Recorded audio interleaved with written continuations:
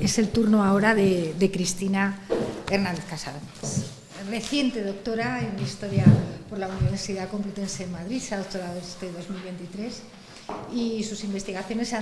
han centrado en el estudio de los hombres y mujeres de negocios portugueses en el ámbito de la monarquía hispánica. Sobre todo en el reinado de Felipe IV, no estudiando solo al personaje individual, sino a sus redes relacionales y teniendo en cuenta no solo aspectos económicos, sino también los sociales, los culturales y los políticos. Y junto con este tema principal, en la actualidad trabaja, y a mí me hace especial ilusión que lo esté haciendo, también por mi propia formación, un poco jánica. Aquí hacemos un homenaje a JJ. Lo cierto es que ella ahora está trabajando sobre los ámbitos de sociabilidad de dramaturgos españoles en la segunda mitad del siglo XVII y sus redes relacionales en esos momentos. Redes que tienen mucho que ver, aunque parezca extraño, con hombres de negocios. De manera que por eso pues estamos dedicándonos a eso y ella en particular lo está haciendo. A mí me lo cuenta y yo lo vivo cuando me cuenta qué cosas ve o qué cosas está investigando. Por supuesto, es miembro del equipo de investigación Novincis y también de Hermes y está actualmente haciendo este trabajo en el grupo de investigación Proteo, que está radicado en la Universidad de Burgos. Está trabajando con ellos, ¿vale? Así que tienes la palabra. Su intervención se titula Una sociedad permeable y en movimiento, el caso de los hombres y mujeres de negocios en la monarquía hispánica del 600. Buenas tardes a todos. Ante todo, dar las gracias a la Fundación Duques de Soria por proporcionar el marco idóneo para este fantástico y fructífero curso de verano y, por supuesto, a los organizadores, a Carmen y a Santiago, por invitarme a participar en una actividad Novincis que siempre es un placer, por supuesto, es mi casa. Entonces, nada, a lo largo de estos minutos quiero plantear una cuestión sobre la que reflexioné bastante al calor de mi tesis y se trata de esa idea que nos inculcan en ocasiones en las clases de historia en secundaria, pero también incluso en la universidad a veces, sobre esta inmovilidad de la sociedad de la edad moderna, una inmovilidad, nos decían, tanto geográfica, es decir, limitada en el movimiento, como social, una sociedad estamental donde naces, mueres donde te ha tocado y no hay posibilidad de cambio. Y claramente aquí todos los presentes sabemos que ni una ni otra cuestión es cierta, pero durante estos breves minutos pues me gustaría hablar un poco o profundizar un poco en la segunda, en esta movilidad social, aunque como veremos el ejemplo que traigo también toca esta movilidad geográfica.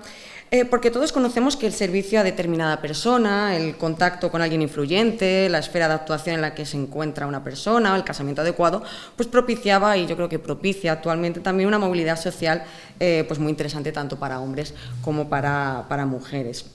Y tratar esa movilidad social al calor del ejemplo de los hombres y mujeres de negocios del siglo XVII pues me parece algo muy atractivo. Estoy muy contenta porque en este curso se está hablando mucho de hombres de negocios de la mano de nada más y nada menos que el profesor Andújar. Así que, bueno, voy a intentar aportar alguna cuestión pequeñita de interés. Pero, por supuesto, esta movilidad social es aplicable a muchas otras esferas de la época, no solo hombres de negocios. Esto, como ha comentado la profesora Sanzallán, lo estamos viendo ahora al calor de los dramaturgos del siglo XVII con el grupo Proteo, donde al principio no queríamos sacar mucha cuestión, pero estamos, yo creo, viendo cosas muy interesantes. Entonces, bueno, en mi tesis doctoral, en la que me centré principalmente en hombres y en mujeres de negocios portugueses, no solo encontré personajes que, en este caso, gracias a los servicios económicos, medraban socialmente y llegaban a adquirir un título nobiliario, sino que también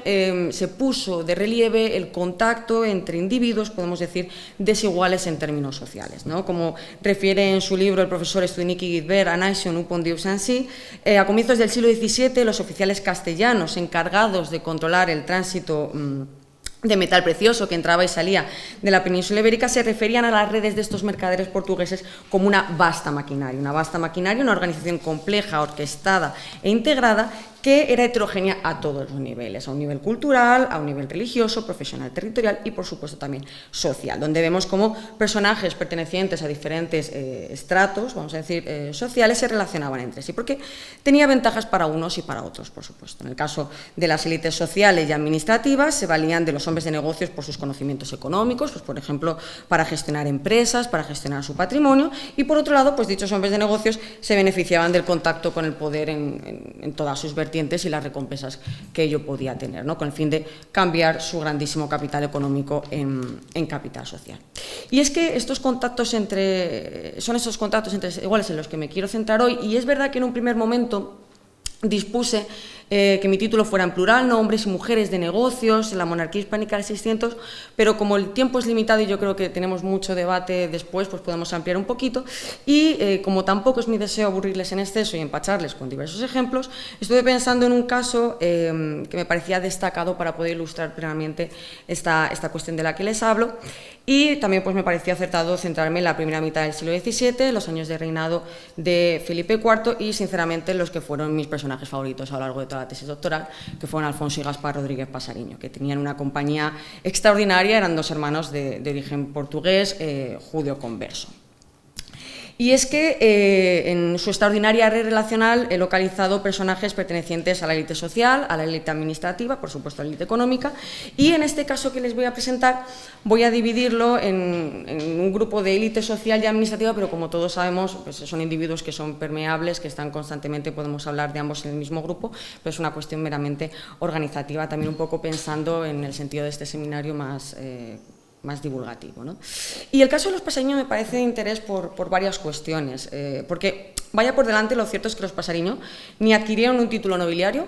ni fueron grandes banqueros de Felipe IV, es decir, no fueron, por ejemplo, Jorge de Paz Silveira, este enorme banquero portugués de 1640, que en el 45 se titula como barón de Nápoles en respuesta, ¿no?, a la calidad de sus servicios, y los Pasariño tampoco pertenecen a estas familias portuguesas que posteriormente en el reinado de Carlos II se titulan, como por ejemplo los Tinoco, con Diego Fernández Tinoco y Correa como vizconde del Fresno, o los Cortizos, con Manuel José Cortizos como primer vizconde de Valdefuentes y primer marqués de Villaflores. Lo cierto es que los Pasariño formaron parte de esas, vamos a decir, como capas intermedias de la economía bajo los grandes banqueros, pero sin los cuales la mayoría de los negocios que llevaban a cabo estas élites no hubieran podido realizarse. Sin embargo, aquí entra la primera de las cuestiones por las que creo que los Pasariño pueden ser un caso de interés, y es que llama la atención que en estas, vamos a decir, capas intermedias, la red relacional de los hermanos contenga mayor presencia de élites que la de los grandes banqueros que he estudiado, como Duarte Fernández o Jorge de Paz Silveira. La segunda cuestión por la que me parece importante o destacado traerlos aquí es porque los Pasariño terminaron siendo fugitivos de la Inquisición, y pueden preguntarse por qué sentido tiene, ¿no?, que sean de importancia el hecho de que sean fugitivos, porque en este gran bache en sus vidas es cuando se ponen más de manifiesto los contactos que tienen con otras élites. Y la tercera cuestión por la que creo que son interesantes es porque, si bien la mayoría de los nobles con los que trabaron relación fueron una nobleza nueva y lusa, también encontramos nueva nobleza genovesa, gran cantidad de miembros de la administración, algún noble de un linaje más antiguo, es decir, como he dicho al principio, diversos tipos de élites. Entonces, vayamos adentrándonos en estas tres cuestiones para ir descubriendo cuáles son los contactos entre desiguales, y vamos a ver al principio un poco, pero prometo que es muy poquito, quiénes eran estos Pasariño, ¿no?, que, como digo, formaron parte de esta capa intermedia de las élites económicas de la monarquía hispánica. Pues apenas tenemos noticias sobre los orígenes de los Pasariño. Sabemos que nacen aproximadamente en 1590 en el seno de una familia de cristianos nuevos de Elvas, que participaba de una forma más discreta en el mercado oriental que otras grandes familias de comerciantes portugueses y lisboetas, y que, al contrario que estas, pues poseían un marcado carácter atlántico. Tras la muerte de su padre, unos jovencísimos hermanos Pasariño fundaron en Elvas la que fue su compañía hasta el año 46, Alfonso y Gaspar Rodríguez Pasariño, hermanos y compañía, de la que tenemos registro desde 1616. Y poco después, en 1618, se mudan a la calle Pedras Negras en Lisboa, que sigue siendo actualmente la misma, que es la que está justo enfrente de la Catedral de Lisboa. Así que un pisito fantástico tenían los Pasariño ahí puestos. Y a través de esta capital portuguesa, pues se introdujeron de pleno en el negocio con Asia y con Brasil, empezaron a penetrar en la hacienda regia mediante la participación de préstamos que la corona solicitaba a los hombres de negocios de esta ciudad, comenzaron a cimentar las bases para convertir su compañía en un auténtico banco de letras, y entablaron relaciones sólidas con otros hombres de negocios, como veremos, no les quiero hacer spoiler posteriormente, pero entre ellos, por ejemplo, este Jorge de Paz Silveira, del cual los Pasariño se convirtieron en la espina dorsal hasta el año 45, en el que rompieron sus relaciones por un pleito económico. Con todo, posiblemente atraídos por las riquezas que venían de la América española y para estar también más cerca de las actividades de los banqueros portugueses en Madrid, los pasaños se mudan a Sevilla a la altura de 1632, que es el año en el que reciben una naturaleza de Indias por uno de los primeros asientos del citado Jorge de Paz Silveira. Y es en esta plaza donde desarrollan lo que es su imperio económico y afianzan su red internacional, propiciando que esta compañía que ambos hermanos tenían se convirtiera en una de las firmas de negocios más activas de la urbe, y no lo digo yo, lo dicen también otros autores. Y bueno, los hermanos al final se situaron entre dos mundos, el del comercio transatlántico, en el que por supuesto Gaspar se convirtió en el cónsul de la nación portuguesa en Sevilla, o sea que estaban muy bien colocados, y también en el mundo de las finanzas europeas, y demostraron una habilidad extraordinaria en ambos mundos, ya fuese de manera legal o ilegal, porque tenían bastantes problemas con el contrabando. Del mismo modo, desde la segunda mitad de la década de 1630, los pasaíños firman asientos junto a otros hombres de negocios y en el año 42 comienzan a firmarlos en solitario. Y es muy probable que en un primer momento, atraído por las oportunidades que podía ofrecerles el intentar convertirse en grandes financiados de la corona, aunque por algunos escritos parece ser que Gaspar Pasaíño al principio era como un poco reticente a ello, se mudaron a Madrid a inicios de enero de 1646 y Gaspar llegó a situarse como el cuarto asentista al uso y el 11º en general más importante de los préstamos regios de ese año, es decir, no era top 5, pero era importante, no estaba mal situado en la corte de Gaspar. Pese a ello, el 3 de marzo de 1646 los hermanos disuelven su compañía y, según afirma posteriormente Alfonso Pasariño, esta ruptura se debe a que Gaspar quería aumentar su caudal viajando a Amberes, ya que bajo su opinión en dicha plaza faltaban agentes que asistieran de manera correcta a los banqueros que residían en Madrid. Pero por el contrario, Alfonso no estaba de acuerdo, prefería seguir en la corte y, según él, pues fue este el motivo de la ruptura. Pero aquí vamos con la segunda cuestión, en la que decíamos que era importante o que creía que era de interés los pasaños, hace su entrada estelar el Santo Oficio, porque entre el 26 y el 29 de mayo del 46 se inicia un proceso inquisitorial contra los hermanos acusados de judaizar. La causa iba acompañada de una orden de encarcelamiento y de embargo de bienes contra ambos hermanos, y por ello Alfonso es encarcelado en las cárceles de la Inquisición de Cuenca, pero Gaspar no. Porque Gaspar realmente en este momento no estaba en Madrid y ni siquiera realmente estaba en la península ibérica, porque en el momento en el que se procede a la incautación de bienes y el encarcelamiento de los hermanos, Gaspar ya estaba en Amberes junto a su sobrino adolescente e hijo de Alfonso, Juan Álvarez, y su hijo legítimo, Diego de Cora. Por ello, el Santo Oficio le llama a declarar presencialmente el 29 de julio de 1647, le dan 6 meses para comparecer, pero nunca se presenta. Y por ello pues, se le declara fugitivo y se le relaja en estatua en auto de fe el 1 de enero de 1650. Si bien Alfonso asegura que Gaspar partió al norte de Europa inmediatamente después de romper la compañía, y aquí empiezan los contactos con la nobleza que prometía al principio, con las élites,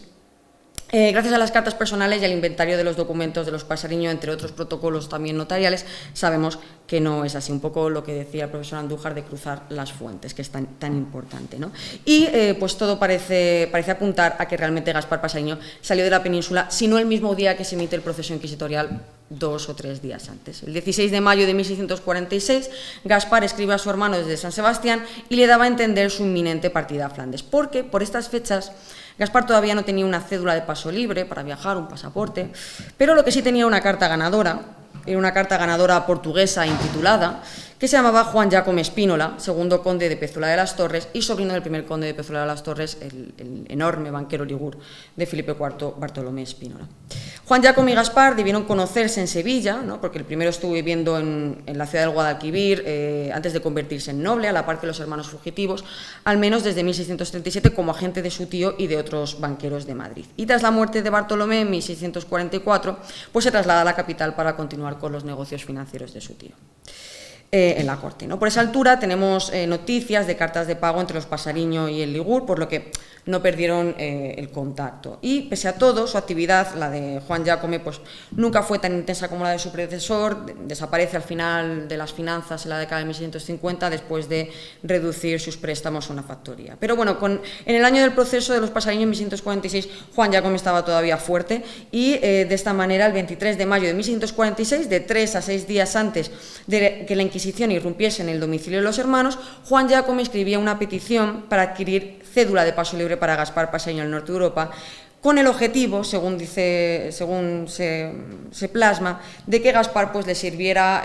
acudiesen todos los asientos y provisiones que este Ligur pudiera hacer al servicio de su majestad. Y añadía, junto a esta célula de paso, pues toda una serie de objetos y dineros con los que Gaspar tenía previsto viajar: 2 baúles, 2 cajas de ropa blanca, una cama, almohadas de Damasco. Gaspar no duerme en cualquier sitio, eso está claro, por los cuales Spínola paga las tasas correspondientes. Y dicho pasaporte se despacha en Pamplona, por cédula real, el 26 de mayo de 1646. Lo refrenda el secretario real Pedro Coloma. Y Gaspar, pues bueno, pues sale de la península, au revoir, con su hijo y con su sobrino. Alfonso sí que cayó en manos del Santo Oficio, como he dicho, y sale de prisión en ese auto de fe, en el auto de fe posterior de enero de 1651. Después se traslada a Toledo porque se le tenía denegado el volver a Madrid a las cercanías de la corte por este proceso, pero desde Toledo no se rinde, emite peticiones, todas ellas en vano, para conseguir una licencia con la que regresar a la capital y recuperar sus bienes y libros, ¿no? Y aunque se accede a devolverle una parte y se paga una fianza sí, nunca se le restituye el embargo. En cierta medida porque el fiscal creía que la ruptura de la compañía era falsa y que era una excusa para defraudar al fisco, porque se querían librar los bienes de Gaspar Pasariño, que, adelanto, estaba en Amberes pero no de manos cruzadas, seguía comerciando en la península ibérica perfectamente. Entonces, al final, Alfonso, arruinado y necesitado literalmente de comer de prestado, se muda a comienzos del 54 a Amberes, se integra en los negocios de su hermano, se le declara fugitivo por parte del Santo Oficio y se convierte en una especie de nebulosa que parecía que habían desaparecido, pero no es así, porque de hecho, gracias a sus contactos con las élites, seguían muy presentes, ¿no? Esta es la tercera cuestión, porque ustedes me pueden decir que, bueno, al fin y al cabo, este contacto que les he presentado es un noble, pero no deja de ser un hombre de negocios, Juan Giacomo Spínola. Pero verás, resulta que, como les he dicho, en Amberes fugitivo, Gaspar no abandonó sus negocios en España, porque debido a que a este proceso inquisitorial iba aparejada una orden de incautar los bienes que habían pertenecido a la compañía, Gaspar, estas empresas que tenía las continuaba bajo el nombre de su joven sobrino, de Juan Álvarez. Ponía Juan Álvarez el nombre, pero Gaspar estaba detrás. Claramente el Santo Oficio no se creía que un chico entre 16 y 18 años, como tenía en el año 46, pudiera tener semejante cantidad de crédito ni tamaño volumen de empresas, y comienza a investigar, a preguntar, ¿no?, a aquellos que de un modo u otro se valían de los servicios de este Juan Álvarez para sus quehaceres económicos en Europa. Y cuál es nuestra sorpresa cuando vemos que sus contactos no se limitan ni mucho menos a hombres de negocios, sino que, cito, Pasariño tenía trato y correspondencias en materia de hacienda y otras cosas, y vemos que esa materia de hacienda y otras cosas era con élite social y administrativa de la península ibérica. Vamos a ir por partes. Primero, si hablamos de élites sociales, esta nobleza que hemos dicho nueva, que había conseguido su título relativamente poco y era además de origen portugués, por poner el primer ejemplo con el que yo me encontré, podemos mencionar a Lope de Acuña. Lope de Acuña, que era conde de Asentar, ya desde 1641, había huido de Portugal en 1640 a causa de la restauración y había sufrido la confiscación de bienes por parte del nuevo rey luso João IV. Pero, sin embargo, en 1641 pues, ya era conde de Asentar en Castilla, consejero de guerra, y en el 43 obtuvo una plaza suplementaria en el Consejo de Hacienda. Se situó muy bien, muy pronto. Y sabemos que el conde, allí, enlazando un poco con la magnífica ponencia de ayer, pues mantenía actividades económicas con América, presumiblemente de carácter comercial, y los encargados de gestionarla desde Sevilla eran los Pasariño. Y esta relación dura hasta el año 46, es decir, que no es algo puntual. Pero como el tiempo es limitado, voy a centrarme exclusivamente en un caso que ilustre todo lo que quiero mostrarles, esta vinculación nobleza y Pasariño, y ese ejemplo es el de la Casa de Linares, ennoblecida por Felipe IV, la cual tuvo una relación muy cercana a los hermanos. Y esta relación la fuimos descubriendo poco a poco a raíz del citado proceso inquisitorial contra Alfonso y Gaspar. Por ejemplo, el primer indicio, vamos a ir de lo más bajo a lo más alto para constatar esta relación. Tras la confiscación de bienes que iba aparejada al proceso, se presenta ante el Santo Oficio en Madrid el inquisidor Antonio de Silveira, en nombre del conde de Linares, ¿no?, y Fernando de Noroña, y solicita que se desembarguen 5 tapices con la historia de Eneas que pertenecían a su representado y habían quedado en manos de los acusados. Yo aquí dije, bueno, esto puede quedarse un poco anecdótico, son unos nobles que dejan en prestado unos tapices para tener un dinero y ya está. Pero luego vimos un segundo indicio, y es que tras salir de las cárceles del Santo Oficio y trasladarse a Toledo, Alfonso Pasariño escribía a su pariente residente en Madrid, Simón Fonse Capiña, que también es un enorme hombre de negocios y asentista de origen luso y judeoconverso, que estaba casado con una de las hijas de Gaspar Pasariño, que vivía en Madrid y que realmente se convierte en el enlace que tienen los hermanos desde Amberes con las élites de la península ibérica. Y resulta que Alfonso Pasariño esas cartas, la mayoría de las veces que las enviaba de Toledo a Madrid, se deja constancia de que las hace a través de criados del conde de Linares. Envía esas cartas a través de criados del conde de Linares y esto, unido a cierta información contenida en las misivas, pues a mí me hacían sospechar de que Alfonso, pues tal vez pudiera residir en una casa que este noble tuviera en la ciudad manchega. Por ejemplo, una de las misivas en el año 51 dice que me ha sido forzoso aceptar la merced y honra que su excelencia me hace del cuarto bajo de su casa hasta que hallemos casa donde nos mudemos, y así lo escribo a su excelencia, dándoles las gracias de tantas honras y mercedes como nos hace. Vuestra merced, Simón Fonseca, se lo ratifique. Y sea vuestra merced y a su excelencia, esa excelencia que nunca aparece con el nombre, pareciere que conviene que luego vengan a nuestra compañía, nuestros hijos, se hagan y sea. Como digo, pareciérame conveniente dilatarlo hasta tener más asiento. Pida vuestra merced a su excelencia consejo que, como estoy en cierto, procura en todo hacerme merced. Me conformo en obedecer lo que dice u ordenaré. Pero bueno, no se veía muy claramente quién era esta excelencia, y yo seguía un poco, pues, con dudas acerca de esta relación Casa de Linares-Pasariño. Pero luego llegó el tercer indicio, que yo creo que es bastante más claro, porque hemos dicho que tras huir de España, Gaspar Pasariño continúa esas empresas en nombre de Juan Álvarez, y la Inquisición pues interroga para saber quién es quién, ¿no? Y en el año 53, una de las personas a las que interroga es este conde de Linares.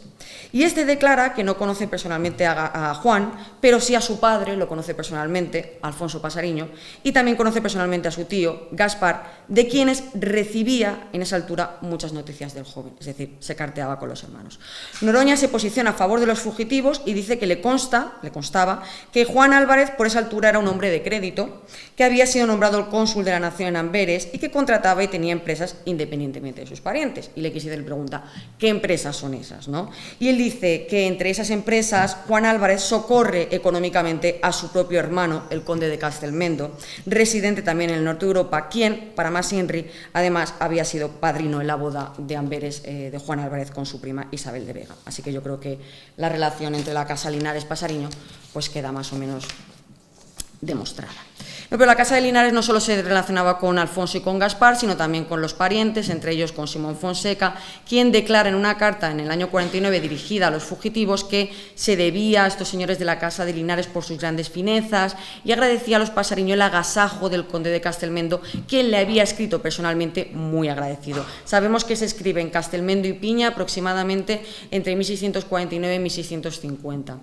Y en estas misivas no hablaban de negocios solo, sino también de sus vidas personales, de sus familiares y de la política exterior de la monarquía hispánica. Igualmente hemos dicho que es una nobleza nueva y ilusa en su mayoría, pero no es la única, y por poner un simple ejemplo de excepción, en estos interrogatorios que realiza la Inquisición también se pone en contacto con el conde de Fuensaldaña, que bueno, que no es tan nuevecito y no es de origen portugués, y le preguntan no por sus relaciones con los portugueses, con los fugitivos, y Fuensaldaña dice que las letras que se remitían desde la corte al norte de Europa debían ser sobre Juan Álvarez y no sobre cualquier otro, por la confianza que le tenía. Pero bueno, los nobles, ya para ir acabando, no es la única élite la red de los Pasariño, también encontramos muchos personajes pertenecientes a la administración de la monarquía hispánica. Este tipo de vínculos que era de excepcional importancia para estos hombres de negocios, especialmente a la hora de convertir ese capital económico en capital social y adquirir cierto tipo de gracias y mercedes. Esto lo demuestra, por ejemplo, todas las tramitaciones de hábitos de caballería, ¿no?, que los banqueros portugueses de Felipe IV, de origen judío converso, es decir, la mayoría, realizaban al calor de la mesa de gobierno de la Hermandad de San Antonio de los Portugueses, con esta flor y nata que se encontraba de la nobleza y de la administración portuguesa ahí metida, y eran tramitaciones que la mayoría culminaban exitosamente. Para hacer una transacción un poco suave entre este bloque de élite social y élite administrativa, podemos empezar este apartado hablando de la relación de los Pasariño con varios capitanes generales de Ceuta y Tánger de origen portugués, ya que desde mediados de la década de 1630 hasta comienzos de la siguiente, los hermanos se encargaban de aprovisionar estas plazas, especialmente con trigo, ¿no? Y el vínculo entre ellos llama la atención por la cercanía mostrada en las cartas entre los hermanos y estos capitanes. donde se tocaban puntos más allá de los estrictamente asociados con el dicho aprovisionamiento. Por ejemplo, sobresale el caso del capitán general de Tánger, el conde de Sarcedas, posiblemente Rodrigo Lobo de Silveira, porque el tono y contenido de las cartas resulta muy amable y muy cercano. Por ejemplo, en el año 37, más allá de tratar cuestiones de negocios, de aprovisionamientos, el de Sarcedas pedía a los hermanos que le buscasen el mejor lugar para su esposa, para que fuera a hacer un viaje a Sevilla, y les agradecía las noticias de Brasil y Breda, les decía que se hallaba reconocido y obligado por todas las mercedes que les hacían, y él mismo ponía de su parte a la hora de solucionar un problema que tenían los pasariños para adquirir unas consignaciones, diciendo que había por su parte ido a Portugal órdenes muy apretadas al respecto para intentar solucionar los problemas que tenían. Pero, por otro lado, ya termino con estas referidas pesquisas, ¿no?, que inicia la Inquisición contra las empresas de Gaspar Pasaño de Tapadillo en el norte de Europa, se percata de la cantidad de gente que está en contacto con los pasariños, y además del citado Linares, pues bueno, un ejemplo de toda la cantidad de gente, es una simple diapositiva, podríamos poner más, que confía en los pasariños para elevar todos los negocios que tiene, y además en una relación, vamos a decir, de negocios. Por ejemplo, quiero poner el caso del último, de Tomás de Herrera, administrador de la Casa de la Cruzada, porque sabemos que su contacto con los pasariños se remontaba al menos hasta 1645, que en ocasiones involucraba a Simón Fonseca Piña, y que este Piña, ¿no?, decía que estaba encantado en una misiva de la relación tan buena que tenían con Tomás de Herrera. Cito, dice: mucho estimo se halle vuestra merced en tan buen estado con la Casa de Cruzada, porque siempre me pareció tal el negocio que ajuste en ella, y estoy advertido para cuando vea a Tomás de Herrera ofrecerle continuar en parte las pagas con las de vuestra merced. Los pasariños eran los encargados de elevar los asientos que entre 1650 y 1652 Tomás de Herrera hacía en su nombre y en el de los herederos de Jorge de Tenjar, difunto tesorero de la Cruzada. En conclusión, vemos que el contacto entre personajes pertenecientes a diferente perfil social y profesional era una práctica habitual en la red de los hermanos Pasariño, y los posibles reparos que estas élites pudieran tener al negociar con dos fugitivos de la Inquisición eran prácticamente nulos, ya que las ganancias entre ambas partes eran, desde luego, mayores. Y de la misma manera, en ocasiones, pues no se trataba de relaciones exclusivamente, vamos a decir, profesionales de trabajo, como hemos visto con el conde de Sarcedas, como hemos visto con Juan Giacomo Espínola, quien, a pesar de decir que pedía esa cédula de paso para que atendiesen a sus negocios, pues es como todo muy raro, ¿no?, muy conveniente. 3 días antes de que la Inquisición irrumpiese está pidiendo una cédula, en fin, raro, extraño, ¿no? El caso de los pasariños es un ejemplo más de una sociedad como la de la primera mitad del siglo XVII, mutable, en movimiento, que rompe un poco con esas barreras a veces tan impuestas de blanco y negro, ¿no?, que posee ciertas fronteras imprecisas en pos del beneficio de toda una serie de individuos. Muchas gracias.